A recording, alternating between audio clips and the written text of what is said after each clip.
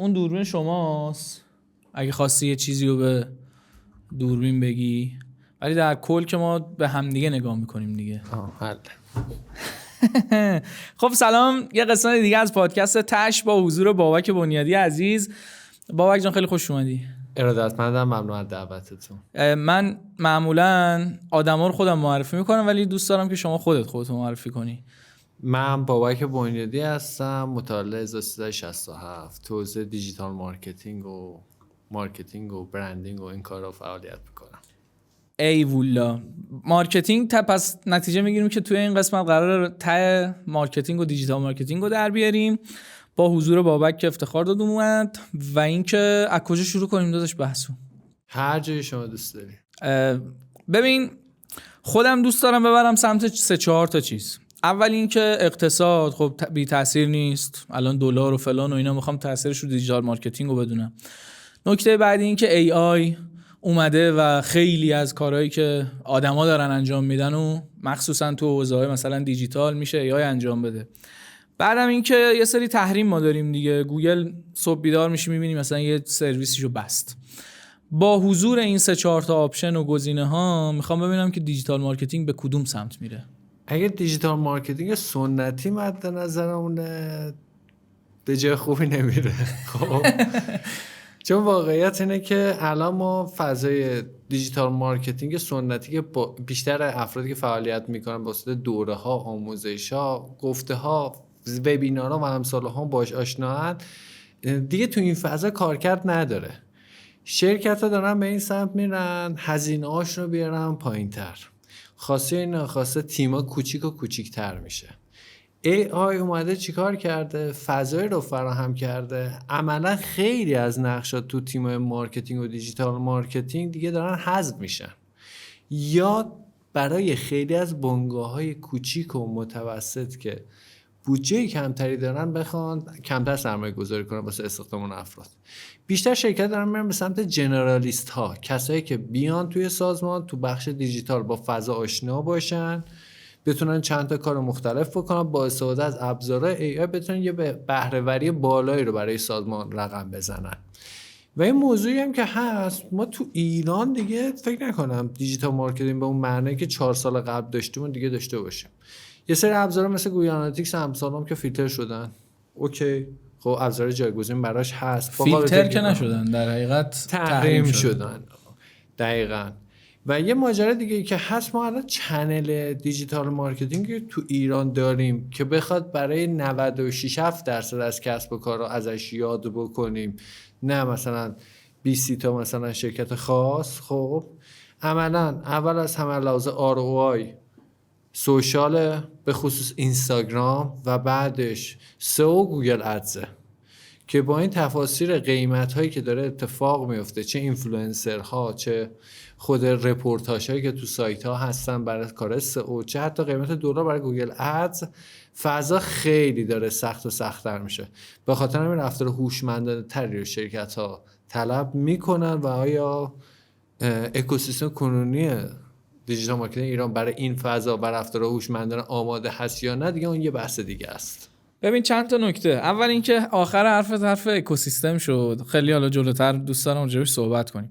در مورد این داستانایی که مثلا AI میاد جارو قضیه رو میگیره، الان خیلی‌ها ترس اینو دارن که شغلشون رو از دست بدن. ترس که منطقی نیست دیگه، یعنی عملاً تو بترسی یا نترسی شغلت احتمالش خیلی زیاده که از بین بره. اگه بخوایم رو کاغذ، یعنی قشنگ کامل بررسی بکنیم که مثلا چه کارهایی تا مثلا 1 سال پیش بوده و الان AI اومده و میتونه مثلا تا 1 سال دیگه 2 سال دیگه جا رو کامل بگیره، مثلا چه حوزه هایی تو همین دیجیتال مارکتینگ هست، چه کارهایی هستش که مثلا قبلا یه آدم باید میذاشتی پاش، الان مثلا خیلی راحت‌تر با AI میشه هندلش کرد. این فکر کنم از اون جوابایی بشه که بعدش شاید من خیلی فوش بخورم سرش، ولی صادقانه نظر شخصی خودم رو میگم. خب حوزه‌های تولید محتوا تیم‌ها خیلی دستخوش تغییر میشن. اون ترسی هم که گفتی، به نظرم ترس رو میتونیم به 2 مدل بهش نگاه کنیم. یه پازیتیو استرس هم میتونیم نگاه کنیم بهش دیگه. افراد دلخوش نباشن بابت اینکه مثلا رفتن یه دوره سئو دیدن، یه دوره پرفورمنس دیدن، یه عنوان شغلی گرفتن فکر کنن تا ابد قرار رو همین بمونن. باید یه تغییری بدن. چیزی که من دارم میبینم به نظر من تیم‌های کانتنت دستخوش تغییر اساسی میشن. هر مدل کانتنت، متنی که کامل دستخوش تغییر خواهد شد، یعنی تقریبا میتونم بگم 95% از فعالان حوزه تولید محتوای متنی نیاز دارن که پیوت کنن. تو حوزه اتوماسیون میتونم بگم که خیلی از بخشا درگیر چی میشه؟ درگیر ای آی میشه. افرادی که خیلی الان خیلی ترندی هم شده رو بحث اتوماسیون خیلی دارن چیز میکنن. ایجنت های ای آی خیلی سریعتر بهترین کارا میتونن جلو برن. اگه کار با ایجنت ها رو یاد بگیرن خیلی موفق ترن تا اینکه بخوام برن سراغ اینکه صرفا یه ابزار اتوماسیون دستی رو مثلا درگیرش بشن. حوزه‌های مختلف هم تو این حوزه هستش که میشه راجبش صحبت کرد. مثلا تو حوزه تولید محتوای ویدیویی، خب اگر یک کسی سواد بصری خوبی داشته باشه میتونه با ابزارهای ای آی یه خروجی خیلی خفنی بگیره. ولی کسی که سواد بصری رو نداره با قدرت توکل میتونه یه ذره یه چیزایی در بیاره. این هست. ولی ماجرا اینه دیگه، کسایی تو این قضیه باز برنده میتونن باشن یا برنده تر میتونن باشن، دلخوش به اون عنوان شغلیشون نباشن، پیشگام باشن، برن 4 تا ابزار جدید یاد بگیرن، برن 2-3 تا تولز رو امتحان بکنن، بیان یه ذره محتوای آموزشی مختلف رو ببینن. چون ما یه اکوسیستم یه ذره خاصی هم از یه سری ابعاد داریم دیگه. اول از همه که هر کی یه پیج اینستاگرام رو انداخته خودش میگه دیجیتال مارکتر. من نمیدونم چه مشکلی با این اینستاگرام دارید آقا. ما خودمون اینستاگرامریم. چون ماجرا از این قراره که با یه دوره هم کسی دیجیتال مارکتر نمیشه. خب آقا تو باید با ابزارهای دیجیتال بتونی مارکتینگ بکنی. طرف یه چیزی یاد گرفته همه جا میخواد بیاد اونو پیاده بکنه، بودجه بهش ندی بعضی موقع فلجه، نمیتونه ایده خلق بکنه از کانال هایی که خودشون مالکشن، اوند مدیاشون، بخواد یه به قول گفتن یه اتفاق رو رقم بزنه. اینا هم یه ذره در دستخوش تغییر خواهند شد. من چیزی که دارم میبینم اینه که ما الان مثلا کانال تبلیغات نمایشی دیسپلی ادزا تو ایران تقریبا کانورژنش 0. یعنی مثلا 1-2 تا از شرکتایی که من خودم مشاورشون بودم نگاه میکردم 1 میلیارد تو یه سال خرج کردن، 14 تا دونه تور داخلی، مثلا 14 تا دونه پرواز داخلی فروختن. یعنی عملا پول رو دور ریز کرد. آگاهی از برند و امثال هم که اصلا دیگه راجبش همه یه داستانایی دارن. بخشای دیگه هم که وجود داره یه ذره نیازمند اینه که سازمان‌ها بخوان خیلی هوشمندانه تر عمل کنن، نیاز دارن یه ذره بالغانه رفتار کنن، یه سری ابزارها رو درگیر بشن و ابزارهای AI اتفاق ناگزیری که همه باید به سمتش برن. چون AI دیگه ابزار نیست، یه پارادایمه، یک جهانبینی جدیده. در مورد این دیسپلی ادزا که گفتی یه نکته اومد تو ذهن من حس میکنم کسایی که ادعای دیجیتال مارکتینگ دارن چون نمیتونن تبدیل کنن اون کمپینی که دارن رو به مشتری و به فروش و اینا، تهش میگن هدف اون اورنس بود. چقدر فکر میکنی این جمله من درسته؟ نظر دوستانه رو میگم، نظر حرفه‌ای ما هر دو شد. نظر حرفه‌ایم که کاملا با این حرفت مخالفم. خب اصلا منچستر یونایتد هم این پرشوری رو نداره. خب و نظر دوستانم اگه بخوام بهت بگم واقعیتش اینه که خیلی اینجوری شده. یعنی از طرف بگی اوکی مثلا اورنس ایجاد کردی، به هم میتونه بگی که تو چه لایه نورو مارکتینگ مثلا این اورنس ایجاد شده، تو چه هویت و چه پوزیشن این اورنس ایجاد شده، هیچ کدوم نمیگن. برام یه چیز تعارف نداریم دیگه. نه فقط ایران، کل دنیا داره به سمت ابتذال میره تبلیغات. الان مثلا میبینیم دیگه کسایی هستن که مثلا اگه 10 سال پیش هم نسلا مثلا من مثلا میومدم مثلا یه همچین ویدیو ازشون در میومد، خب طرف به خودکشی فکر میکرد که کل ایران سوژه شده. الان نگاه میکنیم طرف میاد تبلیغات هم میگیره، اینفلوئنسر میشه. بله بچهای ما میگفتن، یعنی پیشگوهای خوبی داریم ما. یکی از بچه‌ها تو استودیو میگفتش که این اتفاق میفته و من میگفتم دیگه این اتفاق نمیفته سر اون کیسی که مثال زدی، ولی اومد و اتفاقا هم افتاد. آره دیگه الان اینه. ولی ماجرایی هستا، این همینه که برندها در نهایت باید بدونن که رفتار درست و صحیح که با شخصیتشون بخونه آخرین پناهگاهشونه. چون طرف میاد محتوای دوپامینیشو میبینه، ولی در نهایت پیش برندی میره که بتونه بهش اتکا کنه. برندی که هر ترندی میاد لباس اون ترند رو میپوشه، آهنگ اون ترند رو میذاره و داستان اون رو ایفا میکنه، قابل اتکا نیست. بادی به هر جهته حس اعتماد نمیتونه رقم بزنه. بابا ما الان چند تا شرکت تو ایران داریم؟ چه سوال رندومیه. آره لحظه گره خوردم.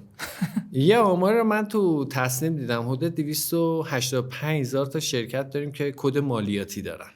285,000 تا. آره کد مالیاتی، پرونده مالیاتی تشکیل دادن و خیلی رسمی دارن مثلا فعال. از اینا مثلا فکر می‌کنی چند درصدشون دیجیتال مارکتینگ میخوره بهشون؟ حداقل من میگم از هر 2 تا شرکت خب یه دونه دیجیتال مارکتر خوب میخوان که پیجشون رو منیج بکنه یا سایتشون رو کوردینیت کنه و اینها. حداقل یه آماری هم حالا جالبه تو همین منوال که صحبت شد، یکتانت برای سال 1402 داده بود که حدود 106,000 تا گفته بودن موقعیت شغل تو حوزه مارکتینگ و دیجیتال مارکتینگ بوده. 106,000 که البته شما اگر بیاید نیروهای فروش، بازاریابای خیابونی که تعدادشون خیلی زیاده، پروموترها، بخش دیگه گرافیستا و امثال هم رو بخواید از این مقدار کم کنیم، به یه آمار تقریبی حدود 30,000 تا میرسیم که تو لینکدین ایران هم اگه سرچ کنیم تقریبا تو همین حدود است. خب یعنی ما هنوز بازار کشش دیجیتال مارکتر داره، اما نه دیجیتال مارکتر هایی که اون سنتی و اون طرز فکر قدیمی رو دارن، خیلی کلاسیکن، اونا نه. ببین هدفم از این که این سوالو پرسیدم که چند تا شرکت داریم، قبلش گفتی که مثلا برندا پناهگاهشون اون رفتارشونه و مثلا فلان، داشتم به این فکر می‌کردم مگه ما چند تا برند داریم تو ایران؟ یعنی مثلا این که مثلا تو از یک برندی بیای مثلا کار سخیف نکنی، کما این که میکنن دیگه. مثلا تپسی و آخرین بار که من باشون کار کردم با یه بلاگر، با علی صبوری فکر کنم کار کرد، ویدیو علی صبوری هیت سنگین گرفت، یه سریا میگفتن این چرا ضد زنه و فلان و اینا. بعد دیگه مثلا تپسی خیلی اومد که اونو بد پیاری که براش پیش اومد و میخواست جمعش کنه و یعنی یه داستانی شد. خب من میگم مگه چند تا تپسی و اسنپ و فلان و اینا هست؟ یعنی شما از یک پیج اینستاگرام که بالاخره خودت هم کسب و کاری، مثلا یه فروشگاه داری، یه فروشگاه آنلاین داری، هر چیزی که هست، یه جاهای دیگه مجبوری مثلا این سری کارها هم بکنی دیگه. تا حد زیادی میشه این حرفو از 2 دیدگاه مختلف بررسی کرد. ببین ما یه رویکردی داریم مثلا تو برندینگ به اسم پروواکتیو برندینگ. خب اینکه تو بخوای با حاشیه ساختن، ایجاد تحریک مخاطب، انگیجمنت خودتو بری بالا. مثلا همین خواننده هست مغرور لعنتی تو خیابون با اخ مثلا یه دونه عکس از خودش گذاشته. خب میگم بچه‌ها بذارن اینجا تصویر. آره ماجرا از این قراره که مثلا اینم اومده مثلا تبلیغات کرده، ولی ماجرا اینه که همه میان میرن. کچلیکو یادتونه یه دوره ترند بود، کجاست؟ معتادا نمیگیرن هم اینفلوئنسر شد یه دوره دیگه. کجاست؟ خب بقیه هم همین. اما چیزی که هست باید شخصیت تعریف بشه. یه موضوع مهم دیگه هم که وجود داره، بلوغ مدیریتی تو سازمان های حالا مثلا مثل اسنپ یا مثلا دارم میگم دیجیکالا و حتی تا حد زیادی هم میشه گفت حتی خود تپسی، یه بلوغ مدیریتی توی سری لایه ها دارن، یه کارایی میکنن میره جلو. اما چون انقدر گستره فعالیتشون گسترده است، نمیشه رو همه کاراشون هم نظارت داشته باشن. و یه چیز جالبم که من بگم اینه که باز اینا با اینکه اشتباه میکنند بعضی جاها خیلی کار درستی میکنن نسبت به سازمانایی که از اشتباه میترسن. یعنی اینشون حتی خیلی برای من جذابه. ولی واقعیت اینه آنلاین شاپ ها هم حالا آمار اونم خیلی جالبه. ما بیشتر از 1,200,000 تا آنلاین شاپ داریم که بعضی از اینا آمار و ارقام عجیب غریبی مثلا توشون هست. خوب دارن کار میکنن. خیلی از اینا مثلا ادمیناشون رو من میشناسم. خب مثلا دختر خانم 16 ساله است، میبینم از 100 تا سوشال مارکتینگ منیجر بهتر و هوشمندانه تر و خلاقانه تر داره کار میکنه. آخه بستر واسه سن اون درست شده دیگه. آره ولی پدر مادر منم که مثلا دیگه متعدد 10-30 هم مثلا دارن اینستاگرام میبینن. آره ولی خب مثلا توی که میخوای کار بکنی، الان میدونی یکی از چیزهایی که من حس میکنم دیجیتال مارکترها دارن اون ایگوییه که دارن. یعنی مثلا میگن که آقا نه این درستش اینه، در حالی که خود اینستاگرام هر روز داره یه بازی جدید رو میکنه و تو اوکی مثلا یه دانسته‌ای داشتی از 5 سال پیش، 3 سال پیش، حتی 1 سال پیش دیگه کار نمیکنه، ولی اون دختر 16 ساله خیلی قبراق‌تره واسه این چیزا دیگه. باز به قول گفتن ایگوی نداره، دنبال نتیجه است. این نتیجه گرا بودن نسل جدید من خیلی دوست دارم. خب نسل ما خیلی خیلی متحد به ساختار بار اومده. خب به نتیجه هم نرسیده مهم نیست. خب کاری که به نظر درسته رو اون استراکچری که فکر می‌کنی درسته برو جلو. اما داستانی که کار درست چیه برای کسب کار؟ نتیجه درست و منطقی پایدارش رو بگیره.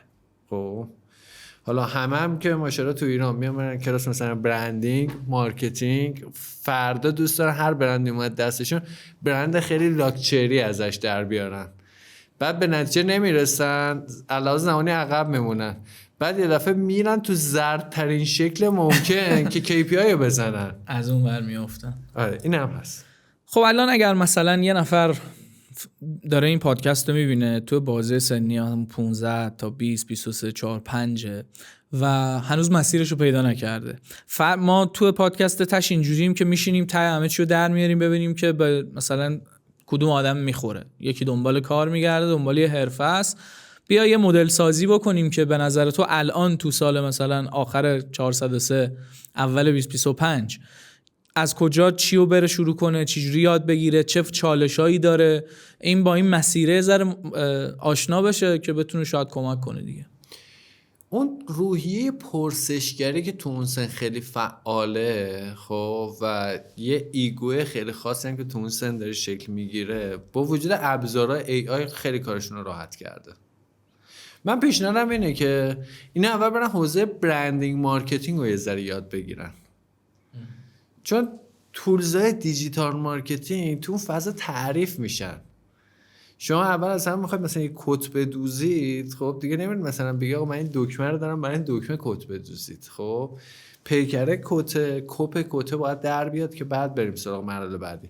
اول برن سراغ برندینگ و مارکتینگ و یه ذره درگیرش بشن، بعد راجع به این کلی ویدیوهای یوتیوب جالب هست، کلی اطلاعات خوب طبقه بندی شده، میتونن با سوال جواب از چت جی پی تی و ابزارهای AI دیگه که خیلیشون حتی ورژن رایگانشون هم این کارو میکنه یاد بگیرن، بعد برن ریسرچ کنن، چون اونا تایم دارن. آدمایی که معمولا دیگه 25 به بالا هستن چون مجبورن هزینه‌هاشون رو خودشون تأمین کنن، تایم آموزش به قول گفتنی چی میگن خود آموزی ندارن آنقدر را. بهتر مثلا دوره‌ای ببینن، ویدیویی ببینن یا دوره میکرویی رو بخوان شرکت کنن. اما تو اون سن اینا باید برن جستجو بکنن، پرسشگری کنن، مشاهده‌گری کنن تا بخوان یاد بگیرن. میدونی یه نکته‌ای هم وجود داره، اونم اینه که مثلا من الان این پادکست رو راه انداختم واسه کسایی که مسیر رو نمیدونن و میخوان مسیر پیدا بکنن و اینا. بعد الان خب دلار 93 تومانی رو داریم میبینیم، احتمال زیاد تا سر سال هم بشه 100 تومن و اینا. یه طرف هم میگم که خب اوکی مثلا این آدمه وقتش خالیه، انرژی داره، انگیزه داره مثلا واسه این که رشد کنه و کار کنه، یه طرف نگاه میکنه به وضعیت اقتصادی و میگه که مثلا اگر بهترین کارها رو تو سریعترین زمانها هم پیدا بکنه، بازم اگر مثلا بخواد حقوق بگیره یا اصلا کاسبی خودش باشه، تهش نمیتونه با شیه بنز بشینه. کاری که مثلا تو هر جای دنیا مثلا 5-6 سال مثل آدمیزاد کار بکنی بهش میرسی. اینی که مثلا این بازی پرسشگری و این چیزها رو که مطرح میکنی اون طرفش هم هست. آیا مثلا هینتی داری واسهش؟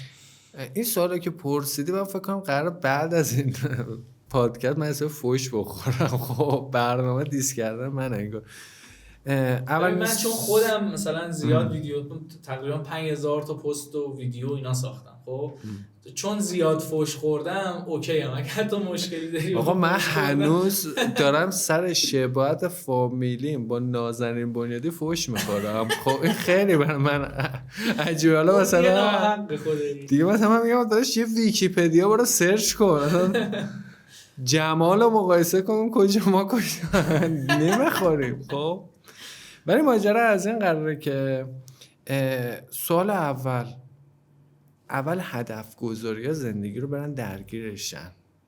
توی مسیر قاعدتا حسرت هم هست دیگه، بنا تعارف دیگه. شما خودت مهدی جان کارو شروع کردی، خب روز اولی که کارو شروع کردی گوشی آخرین مدل داشتی؟ نه والا. لپتاپ آخرین مدل داشتی؟ هنوزم ندارم. خب ماجرا از این قراره چی باعث شد که هی خودتو بخوای بسازی، به این در بزنی به اون در بزنی، یه راه و مسیری کشف کنی؟ دردمندیه بود دیگه، حسرته بود دیگه. خب بله خودمونم که با هم دیگه بچه محلیم دیگه، محله شهر ری زیبا. بله خب یه محله بود که مثلا من دوبار راهنمایی دادم، یکی دو تا همکلاسی‌ها تفنگ می‌آوردن مثلا تو اونجا. خب بعد از مدرسه همیشه به عنوان یه تفریح جذاب دعوا بود. یه پادکست بعد اصلا یه قسمت بعد تای شاپداریزمو فقط در نه اساسی. خب ولی ماجرا از این قراره، این حسرت جزئی از قضیه هست، تا آخر عمرمون هم هست. اما یه چند تا چیزو خیلی رک بدونید بچه‌ها تون زن. حالا من نظر خودم متناسب با دید جهانبینی محدود خودم میگم. کی گفته دنیا آخرش حق به حقدار میرسه؟ کی گفته دنیا عادلانه، زندگی عادلانه؟ نه، زندگی پر از بی‌عدلیه.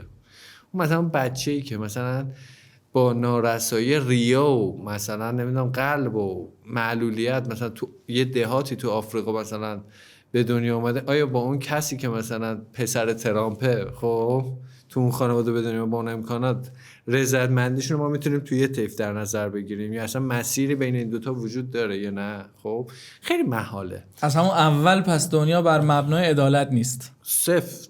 خب بزرگترین دروغی که تو زندگی به من گفتن این بود که آقا نگران نباش، خب آخرش حق به حقدار میرسه.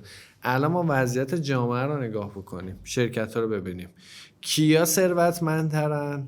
آیا کسایی هستن که آیکیو بیشتری دارن؟ نه. آیا کسایی هستن که علاوه اخلاقی باورهای قوی تری دارن؟ قطعا نه. خب شاید توشون آدم‌های با اخلاقی هم وجود داشته ولی اونم نیست. آیا کسایی هستن که خوش سلیقه ترن؟ نه. پس همه اینا رو میزنیم، این همه سجایای اخلاقی که به ما یاد دادن هیچ کدومش تو دنیای مادی به کار نمیاد دیگه. خیلی به ما نظری همه چی رو ابجکتیو آوردن جلو. من به نظرم اینه که تو این قضیه ببینن، تلاش بکنن، اهداف و بلند پروازی خوب برای خودشون داشته باشن، آرزوهاشون رو سرکوب نکنن، اما هدف داشته باشن تو زندگیشون. آقا دوست داره مثلا من علیرضا تو سن 35 سالگی به کجا برسم، چه شخصیتی داشته باشم؟ یعنی تو قائل به اینی که آدما مثلا هدف گذاری کنن و مثلا تجسم کنن و اینا؟ 100%. دوست داری 35 سالی چه شخصیت داشتی؟ شخصیتی که ماشین داره، آدما مثلا دوستش دارن، نمیدونم اینجور آدما هم دور و برشن، یا یه مدل دیگه. بر اساس همون بیاد مکانیزم اخلاقی فرد شکل میگیره، آداب تعاملی فرد شکل میگیره، مسیر شغلیش، انتخابهاش، دوستاش، همه اینا بر پیرامون اون شکل میگیره بره جلو دیگه. من اینو نظر خودم هم بگم و بعدش اینو جمع کنیم بریم سراغ حرف خودمون. سال 96 بود تقریبا، من سرباز بودم. سال 96 هفتم یه جامپ مثلا 4 برابری کرد دلار دیگه، مثلا از 3 و خورده رفت رو 16 تومن، یعنی 4 برابر شد. به نسبت مثلا پارسال مثلا دلار بود 50 تومن 60 تومن اینطورا، همینجوری یواش یواش اومده الان رو 90 تومن، هنوز 2 برابر شده.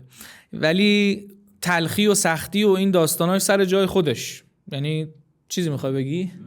تلخی و سختی و این داستاناش سر جای خودش، ولی در نهایت من خودم میدونی چی میگم، اصلا حال و فاز این حرفا رو ندارم.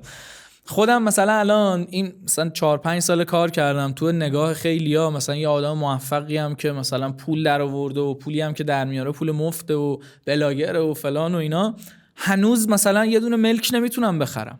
یعنی خودمم واقعا اینجوری هم که حاجی مثلا اینایی که زمین خونه مثلا فلان و اینا داشتن هر کیو میبینم از قبل داشته، یا اگر مثلا یه ملکی هست یه جاییه که تا ابدالدهر خود طرف فقط میتونه مثلا بشینه توش، مشتریش خودشه. آره. بعد من اینجوری هم که اوکی خب من نمیتونم خونه بگیرم ولی حداقل میتونم مثلا آیفون دستم بگیرم. یعنی اون لول رو لازم نیست به تهش برسی ولی حداقل میتونی تو این وضعیت بحرانی کشور و اقتصاد و فلان و اینا مثلا لنگ پول یه پاکت سیگار نباشی، مثلا این حساب کتاب نکنی که این خرجو بکنم آخر ماه کم میارم یا کم نمیارم. اینه من پیشنهادم واسه شماها اینه. و حالا برگردیم به همون دیجیتال مارکتینگ که آره منطقی باید باشیم دیگه. من فقط اینم بگم بعد بریم چیز کنیم. ببین تا آخر ما حسرت رو داریم. اینستاگرام، شبکه‌های اجتماعی دیگه، من فقط به اینستاگرام گیر ندم، خب یه کاری داره میکنه، تولید حسرت. اصلا دیگه الان تو خود بازاریابی هم تو سطوح بالا پارادایمه از مدیریت عرضه و تقاضا رفته به مدیریت حسرت. خب این خیلی اتفاق عجیبی بوده ها. این اتفاق میفته. سعی کنن آقا من خودم هدف قائم آرامشه، کار ندارم ماشین داشته باشم آرامش نداشته باشم نمیخوام. خب حالا ماشین هم الان جدید هستن که تا میگیره آرومت میکنه. حالا بود آره بعدی نیست. ولی ماجرا که خیلی جاهای خلأ وجود داره دیگه، باید باش کنار بیایم دیگه. بله. خب پس مرحله اول پرسشگریه، اینکه ابزارهای AI یاد بگیرن و اصلا سمت دیجیتال مارکتینگ صرفا نرن، اول برن خود مارکتینگ و برندینگ رو یاد بگیرن. این مسیر یاد گرفتن مارکتینگ چیه؟ برندینگ چیه؟ خب الان یه سوال خیلی جالبی کردم پرسیدی و سال تو دلم بوده رو میخوام ذره جایی صحبت کنم. بزرگترین چالشی که تو استخدام نیروهای حوزه دیجیتال مارکتینگ ما داریم، خب یا حتی تو لینکدین اصلا تو پست‌ها میبینه آدم ببینید چیه، طرف رفته یه ابزار یاد گرفته میخواد دنیا رو بکنه اندازه ابزارش. مثلا دارم میگم فراموش میکنه که آقا در نهایت یه آدم هستش که باید تصمیم بگیره این کالا رو میخواد یا نمیخواد. بهش میگه خب آقا ما فروش اومده پایین، رنگ کال تو اکشن رو مثلا درست کنیم، بر اساس مثلا فرمول داره با من صحبت میکنه. میگم داداش من برو یه ارزیابی قیمت بازار بکن ببین ما چقدر مارجینمون فاصله داره با مارجین متوسط بازار، چقدر انحراف معیار داریم، قیمت من غیر منطقی باشه، مثلا دکمه حالا مثلا خرید من توش ملقم بزنه، خب باز کاربر میبینه نمیتونه بخره. این یه چیز بدیهیه که واقعا داره اتفاق میفته ها. وقتی طرف بره بازاریابی و برندینگ بخونه خیلی آسوده تره. این ابزار عمرش تموم شد، تحریم شد، فلان شد، اب نداره یه ابزار دیگر میاره تو همون سیستم و ساختاری که چیده استفاده میکنه. به خاطر همینه که من میگم بهتره اول برن برندینگ و مارکتینگ رو یاد بگیرن. میره طرف تو چت جی پی تی خیلی قشنگ میزنه، میگه مثلا من سارام، انقدر سنمه، این تحصیلاتمه، اینجوری اونجوری اینا، من میخوام تو حوزه مارکتینگ و برندینگ و دیجیتال مارکتینگ تخصص پیدا بکنم، از من سوالایی که لازمه رو بپرس تا بتونی به من بهترین راهنمایی رو بکنی. خود پرامپت نوشتن هم توی این جی پی تی و اینا خیلی مهمه. اون هم باز از خود چت جی پی تی میتونی استفاده کنی، بگی این پرامپتی که نوشتی کپیش کنی، کاتش کنی، برای یه چت جی پی تی جدید باز کنی، بگی من این پرامپت رو لطفاً برای من به شکل استاندارد بازنویسیش کن، 2 نقطه 2 تا دابل کوتیشن میذاری اونو میندازی وسط، خودش پرامپت هم برای درست میکنه. کلا ای آی همه کارو میکنه میبره جلو دیگه. خیلی هم خطرناک و عجیب داره میشه. پس اون چیزی که تو دلت بود اون بود که آدما علم رو در حقیقت ماهیتش رو یاد نمیگیرن، میرن ابزاراش رو یاد میگیرن و فکر میکنن همه چی با این ابزارا درست میشه. الان پس ما بریم برندینگ یاد بگیریم. مارکتینگ و برندینگ بهترین معلم هم چت جی پی تی، جمینای. خیلی چیز شده دیگه، ساده شده. بابا ما ته همه پادکست الان مثلا دیگه همه پادکست ها فکر کنم تهش بخوره به جی پی تی.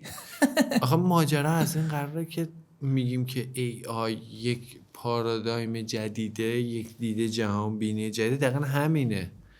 تمام لایه ها و استراکچر زندگی بشر داره تحت شعاع قرار میده.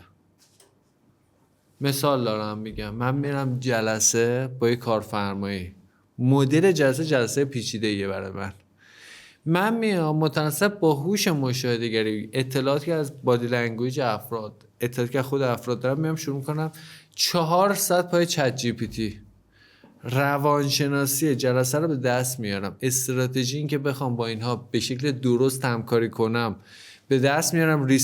ریسکایی هم که تو همکاری با اینا وجود داره هم به من میگه. اینو چه مشاوری میخواست به من اینو بگه، چقدر پول میخواست از من بگیره. واقعا همه چی داره عوض میکنه. خیلی هم عالی. خب تو اکوسیستم، اما اولا یه سوال، بریم سراغ اکوسیستم. چرا اکوسیستم دیجیتال مارکتینگ تو ایران اینجوریه؟ من احساس میکنم مثلا یه شمشیر دستشونه و به جای اینکه با دشمن بجنگن فقط با خودشون درگیرن. یعنی لینکدین رو که باز میکنی این میزنه به اون میزنه به این، تو توییتر این چرا اون کارو کرد، اون اینجوری کرد فلان. چرا اصلا تحلیل چی از اکوسیستم؟ به خاطر اینکه تو این فضا افراد خیلی راحت دسترسی به رسانه دارن. این دسترسی به رسانه باعث میشه شیر آف وایس سریع بهش برسن. شیر آف وایسی که شاید توی کسب و کار دیگه، توی فضای دیگه اگر بودند باید سالها تلاش میکردن، تخصص به دست می آوردن تا به اون مقامه برسن یا به اون دسترسی برسن. الان طرف میاد 3 ماه میره توی شرکت یه عنوان الکی هم برای خودش میذاره تو لینکدین، میاد وبینار میذاره، 10 نفر به طرف میگن استاد دیگه، این فالوده نمیخوره با کس دیگه ای. میگن تو مثلا ایلان ماسکیه. خب این یکی از مهمترین دلیلاشه. دو هم که موجودیت دیگه ای هم وجود داشت کنار این ماجرا، اونم این بود که دیجیتال مارکتینگ تو ایران با موج استارتاپ وارد شد. انقدر استارتاپ رو بزرگ کرده بودن خب که دید منطقی به کسب و کار از بین رفت. مثلا میگم کل بودجه و پولایی که تو استارتاپ ایران، البته اینم در نظر داشته باشید اسنپ و دیجیکالا و تپسی و اینا، خیلی اینا با پول شروع کردن، اینا استارتاپ نبودن. خب خیلی از اینها استارتاپ هایی که بودن ارزش پولی که داخلشون به اندازه یه طبقه مثلا یه برج تو فرمانیه نیست. اصلا کلا من که با استارتاپ مخالفم کلا تو ایران، چون که احساس میکنم 99% اداه و تو مثلا استایلشو داری و اصلا پول توش نیست، یعنی اصلا منطق نداره، یعنی پولی از توش در نمیاد و همه آدما فقط میگن که آره من استارتاپ خودمو میخوام راه بندازم. به نظر من اتفاقا اینو گفتی، بذار من یه هینت دیگه بدم و کسایی که دارن پادکست رو میبینن. خیلی‌ها وقتی میان توی این فضای دیجیتال مارکتینگ، یه ریسکی که وجود داره اینه که سریع میخوام مثلا من بزنم کسب و کار خودمو راه بندازم و الان که دیگه یه دونه سایت میاریم بالا و سئو میکنیم و میریم تو دل قضیه و اونورم یه 4 تا بلاگر و 2 تا استوری و فلان تبلیغ، و اینجوری نیست. عمیقاً اینجوری نیست و تو مثلا یک کسب و کاری که راه میندازی 10 تا وجه مختلف داره و تو به عنوان یک کسی که یه مقدار دیجیتال مارکتینگ یاد گرفتی نمیتونی توش کاری مثلا همه کارا رو انجام بدی. قبول داری اینو؟ کاملا. من اصلا یه مثال میزنم از یکی از دوستای خیلی جالبمون. ببین ما آخه بخاطر ما دهه 60 خیلی بهمون دروغ گفتن. باید بری دانشگاه تا رستگار بشی، باید رشته خوب بخونی تا رستگار بشی. اینا چی؟ توهماتی هم که برهی استارتاپ به اون وارد کرد. یه طرف داستان خب یه ماجرایی مثلا من میخوام تعریف کنم خیلی جالبه. ما یه دوستی داشتیم، اسم نمیتونم بیارم، خب شانس ندارم. مثلا این دوست ما دوم راهنمای انصراف از تحصیل داد، ترک تحصیل کرد، رفت میوه فروشی پدرش کار کرد. خب الان تو تورنتو 4 تا مغازه میوه فروشی و سوپرمارکت بزرگ داره. من تا سال دوم دانشگاه که نمیدم برای این قصه میخوردم، گفتم بیچاره آیندهشو سوزوند مثلا فلان. الان میبینم نه اصلا ما بودم. آره تمام شد. خب این یه حقیقتی که هست و نسل جدید با این قضیه آشنان، چون پدر مادراشون این قضیه رو کشیدن بهشون دادن انتقال دادن، یا خودشون هم بچه زبلن میرن سرچ میکنن میبینن حرف شعاری و الکی تو کتشون نمیره. به نظر من پس تو مسیر دیجیتال مارکتینگ آدما باید حواسشون به تله استارتاپ باشه. تله استارتاپ باشه و یه چیزم دیگه، از هر کسی که قطعی صحبت کرد فرار کنن. چون این تو کل زندگی باید ازش فرار کنی. آره یعنی واقعا هر کی قطعی صحبت کرد فرار کنن. بابک مثلا آخرین کمپین مارکتینگی که دیدی و به دلت نشست چی بود؟ حالا خودت انجام دادی یا مثلا کسی دیگه ای رو دیدی انجام داده؟ باحال بوده به نظر نتیجه داشته؟ اگر بخوام یه ذره کلی تر بگم، یه برند هستش که من خیلی فالوش میکنم و خیلی چیز ازش یاد میگیرم. خب ریزه کاریاش هم نگاه میکنم. زودفود سابق اسنپ فود الانی. خب خیلی کار جالبی توش داره اتفاق میفته. همین که بهش میگی زودفود یعنی نتونستن کارشون رو درست انجام بدن. نه دیگه، چون من قدیم آشنا همیشه دیگه تو گفتمان رفیقامون هم دیگه جا افتاده اینجوریه. خیلی کارا به قول گفتن استاندارد میره، اما خیلی جالبه. مثلا من بعضی وقتا محتوایی میبینم از یه مکانیکی تو کرمان،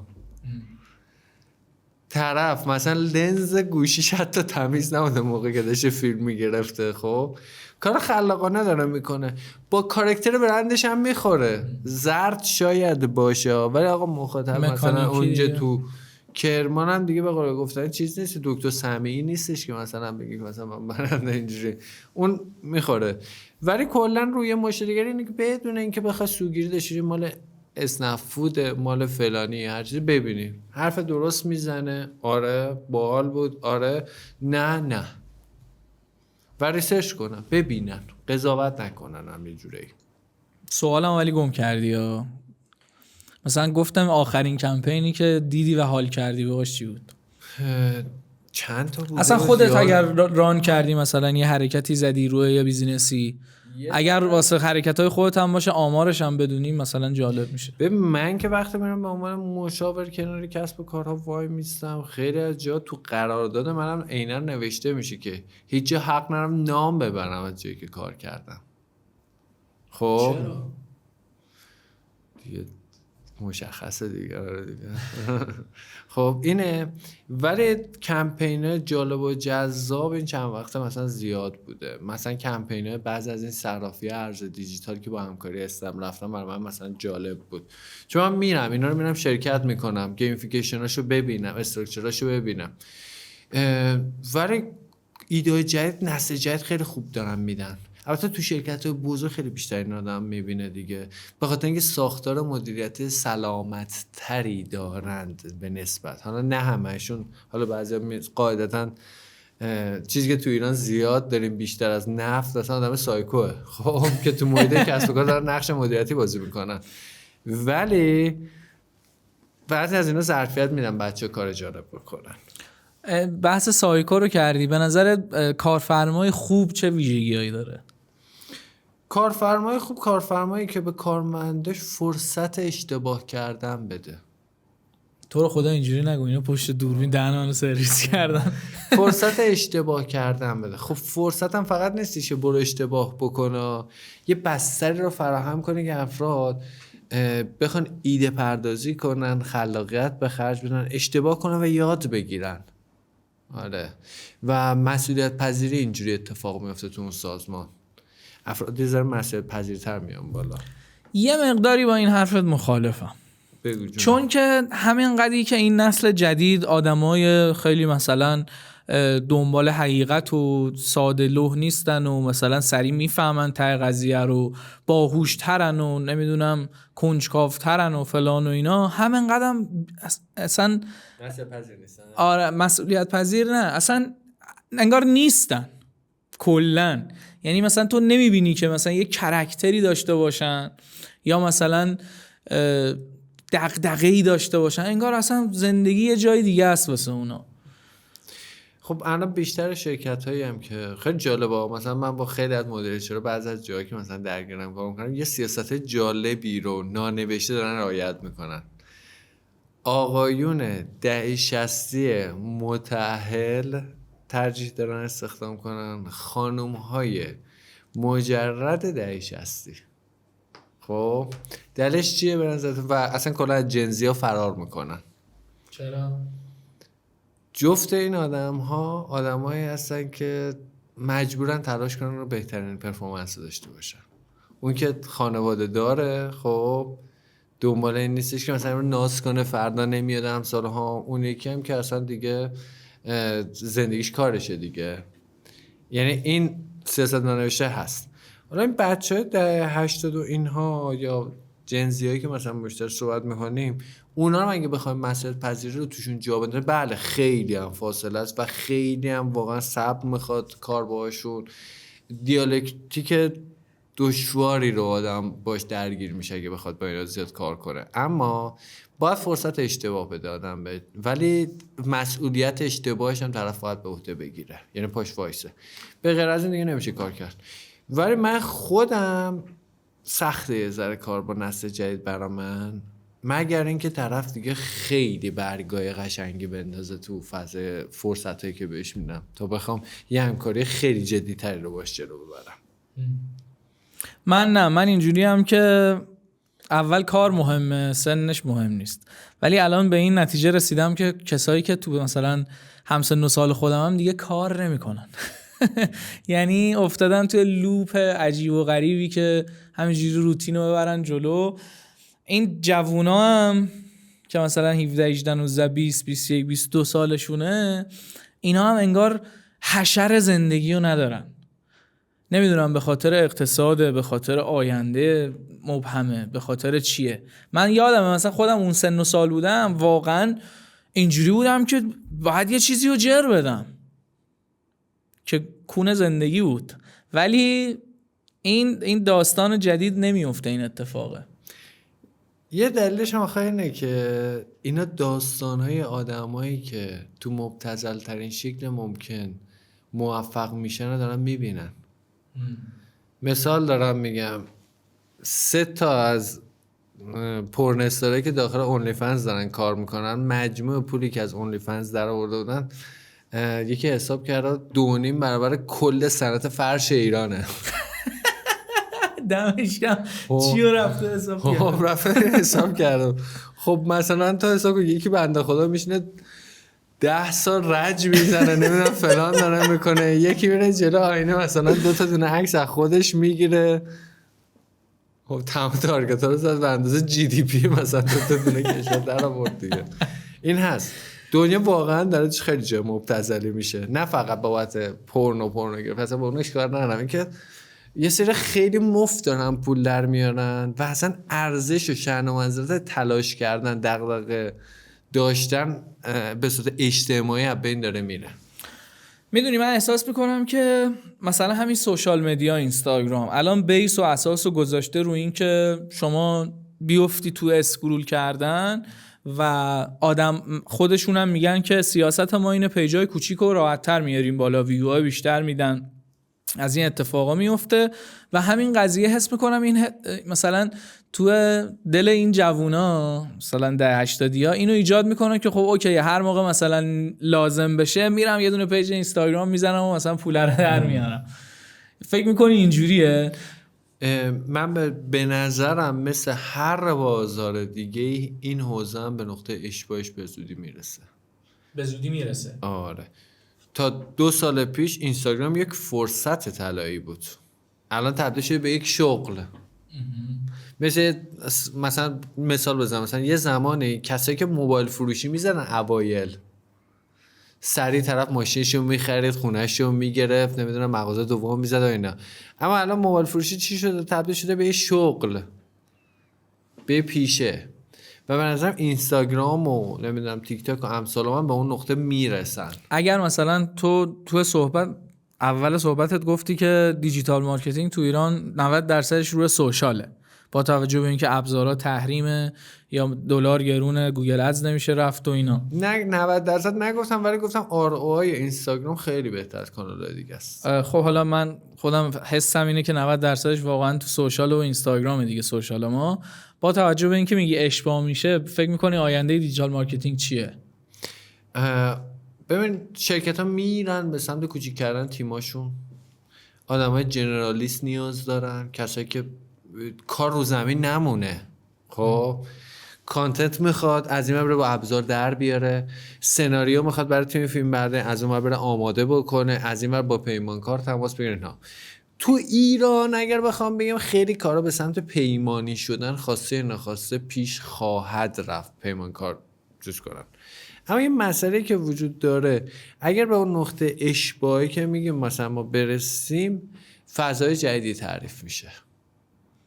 ما 10 سال فضای جدید چیه؟ مثلا 10 سال پیش، 15 سال پیش اصلا باورپذیر نبود یه سایتی میاد تو صبح تا شب داخلشی، همه زندگی تو میذاری توش. مثلا اون سال مثلا 86 7 بود، یه دونه ویدیویی از یه تولدی در تبریز مثلا در اومده بود، یه گوشه مثلا مو دخترها باز بود، دخترها این که ویدیوشو پخش رفتن خودکشی کردن. خب الان شما میبینید تو اینستاگرام خود طرف داوطلبانه خصوصی ترین عکسش میاره اونجا مثلا میذاره. اون پارادایم جدیدم اینه دیگه که حالا مثلا نمیدونم شاید آدم‌ها دیگه از این به بعد بگیرن خونه بخوابن، یه کلاهک رو سرشون بزنن، خیلی مجازی زندگی کنن، ربات‌ها بخواد چیز. اونایی که خیلی افراطی به این قضیه نگاه میکنن آینده دنیا رو دقیقاً این میبینن. آخه یه چیزی که هست اینه که ما دنیا رو با چه دیدی نگاه میکنیم. من میدونید من دیدم و تو این پادکست میخوام بذارم بر مبنای کسی که میخواد تو این حوزه فعالیت بکنه. چون الان مثلا جمله قبلیت خیلی ترسناک بود که با توجه به این روندی که وجود داره شرکت‌ها تیم‌ها رو کوچیک میکنن، آدمای جنرالیست میخوان. این اتفاقا یعنی فرصت. خب از تو دل این چجوری فرصت در میاد؟ ما الان کسایی که تو حوزه دیجیتال مارکتینگ فعالیت میکنن باید برن به سمت اینکه یه ذره جنرالیست تر بشن. فرصت ها و پوزیشن های شغلی بسیار زیادی تو شرکت ها وجود داره که کسی نیست فیلش کنه. الان ما میگیم این همه دیجیتال مارکتینگ داریم، دیجیتال مارکتر داریم، اما من خودم برای استخدام یه دیجیتال مارکتر پیرم در میاد. یه کسی بیاد 4 تا ابزار بلد باشه، بشه باهاش دیالوگ کرد، مسئولیت پذیر باشه، نیست. آره من اومده مثلا میگم من فقط سرچ کنسول بغرم گوگل آنالیتیکس بلدم، تمام شد رفت. خوب ماشاءالله دمت گرم، خداحافظ. من به نظر من فرصتی که داره ایجاد میکنه خیلی بیشتر از تهدیدشه. فقط کیا اینو تهدید میبینن؟ کسی که نمیخوان تغییر کنن. کیا اینو فرصت میبینن؟ کسی که هدف دارن تو زندگیشون. ببینه خب الان سری شیفت میکنم میرم رو اون یکی ابزار، الان شیفت میکنم میرم تو اون حوزه. و جذابیت زندگی هم همینه دیگه. اگه قرار یه نواخت باشه کنار یه ساحل فقط بری بخوابی که فایده نداره. یه نکته‌ای وجود داره با توجه به اینکه جی پی تی الان شما میگه همه کارا رو میکنه، من احساس میکنم که این مخالفه با یادگیریه. این چالش هم خواهد داشت. چرا؟ چون من به نظر خودم نسل‌های آینده دیگه نیازی نداره طرف به ریاضیات مثلا یاد بگیره. مثلا مثال دارم میگم، یا بخواد بره علوم مثلا یاد بگیرم، همه هر سوالی دارم و 1 2 3 میدم جی پی تی. حالا مثلا فکر کن مثلا یه نورولینک هم بهت وصل باشه، میری تو اپ استورش مثلا میخری، میگی زبان چینی میخوام یاد بگیرم، فلسفه غرب میخوام یاد بگیرم، همه این رو بهت میده دیگه. خیلی دارک شاید باشه به خاطر اینکه ما تو این استیت اون الان رو شاید دارک می‌بینیم. تو اون فضا شاید الان نگاه کنیم به زندگی امروز خدا میگیم که چه زندگی بدوی داشتیم. دقیقاً. آره این دوگانگی رو میشه اونجا چیزی، ولی پارادایم رو داره عوض میکنه. بس اینه. خیلی خب من صحبت دیگه ای ندارم. چقدر شده رکوردمون؟ 48 دقیقه. اگر نکته‌ای داری خودت چند تا چیز. نه نکته که من خودم یه چند تا چیز نوشته بودم که تقریبا راجبش صحبت کردیم. میگه AI و اقتصاد و تحریم، در مورد اکوسیستم و اینا هم که حرف زدیم. من فقط پیشنهادی که میکنم به دوستان، کسی که دارن با این مخاطبه مثلا این پادکستن، اینه که الان ابزارهایی خیلی رایگان در دسترستون هست که هیچ وقت بشر این فرصت رو نداشته. به خصوص کسی که جوان‌ترن میخوان ثروت بسازن، این ابزارا میتونن کمکشون کنن. میخوان نمیدونن هر چیزی رو بسازن، این ابزارا میتونن بهشون مسیر بدن. استفاده کنید. مهم نیست چون در دسترس همه هست براتون بی ارزش تلقی نشه. خب استفاده کنید ازش. خیلی نکته جذابی بود، چون واقعا احساس میکنم آدما خیلی تحت تاثیر اقتصادن. من جنبندی رو اینجوری بگم که حاجی تا بوده همین بوده. یعنی ما از اون موقعی که یادمونه همین جوری بوده، هیچ موقع ما استیبل نبودیم. حداقل من دهه 70، حالا شما 60 ها میگید ما نسل سوخته ایم، ما 70 ها که دیگه سوزوخ شدیم اصطلاحاً، دیگه رفت ازمون، کربنیم. و این 80 ها که دیگه اصلا توی بازی دیگه اصلا نیومدن هنوز تو این فضا، انقدر بوده قضیه اصلا تو این فضا نیومدن. و همین بوده، همیشه همین بوده. و پیشنهادم اینه که برید جلو دیگه، حالا یه چیزی میشه دیگه، خدا بزرگه. آره از زندگی لذت ببرید، حال کنید. آخه سخت شده بابک، نمیشه اینجوری نگاش کرد. یعنی مثلا همین بچه که نشسته اینجا پشت این دوربین، اسمش علیه، ما بهش میگیم علی کوچولو. چند روز پیش برگشت به من گفت آقا متی چجوری پول در بیاریم؟ مثلا کسیه که 3 سال 4 سال پیش منه و با هم مثلا اولین کارش که اومده سر کار اون موقع اومده پیش ما و همینجوری مراحل مختلف کاری رو طی کرده و رسیده به یه جایی و الان متولد 81 یا 80 خالی و این دغدغه رو داره که آقا کی ما پولدار میشیم، مثلا کی موفق میشیم. میدونی از یه طرف هم افتاده عقب، سنی که تو مثلا تو 23 سالگی دنبال موفق شدنی، در حالی که بابا طرف مثلا میرسید به 40-50 قدیم، مثلا تا یه استخونی میترکوند و یه ذره مثلا به یه استیبلیتی میرسید و مثلا میگفت دیگه آقا من دیگه خفنم. الان خیلی پیچیده شده زندگی، خیلی پیچیده شده. برام یه چیزی که هست من دارم میگم دیگه، خب بدون تعارف هدف بر زندگی بذاری تو مسیر لذت میبری. من خوشحال ترین آدمایی که دور و برم هستن، اگه صادقانه بخوام بگم البته 70-80%شون بنزرم دارن خب، ولی داستانی که آدمایی هستن که تکلیف خودشون مشخص کردن. شاید بعضی ازشون حتی آدمای قابل احترام از نظر عامه نباشند خب، اما طرف حتی تکلیف به خودش مشخصه. الان مثلا میام اینستا رو باز میکنیم مثلا خب، طرف اومده عکس پروفایلش بغل حرم امام رضاست خب، بعد میام مثلا بایو طرفو میخونیم مثلا میشه جاست فانن خب، چه تکلیف مشخصی؟ خب من نمیفهمم. خب سالاد قرمه سبزی چیه مثلا؟ میدونی تکلیف مشخص. اگه میخوای زنگ باشی خب برو اون مسیر، اگه میخوای روم باشی برو اون مسیر. تکلیف باید مشخص بشه. در نهایت زندگی در جریانه و تو نمیتونی جلوی جریان زندگی رو بگیری دیگه، باید لذت ببری ازش. شل کنید. شل که سفت کنید ولی خب فشار نیارید به نظر من. دمت گرم، ممنونم از دعوتت. مرسی که اومدی، صحبت‌های خفن و باحالی بود. امیدوارم که به درد بچه‌هام بخوره. بعد از چندین وقت ما دوباره پادکست رو راه انداختیم قسمت‌ها، ولی از این به بعد دیگه همه چی آماده است دیگه. از این به بعد قراره که ادامه دار باشه. صدی جاش خالی بود تو این پادکست، سعی میکنم تو یه سری از پادکست‌ها به صورت آنلاین داشته باشمش، چون تو دبی شاید یه سری از پادکست‌ها هم دبی بگیریم، صدی بیاد جاش خالی نباشه. و این که دمتون گرم که تا این آخر اومدین. مرسی ازت. ممنون.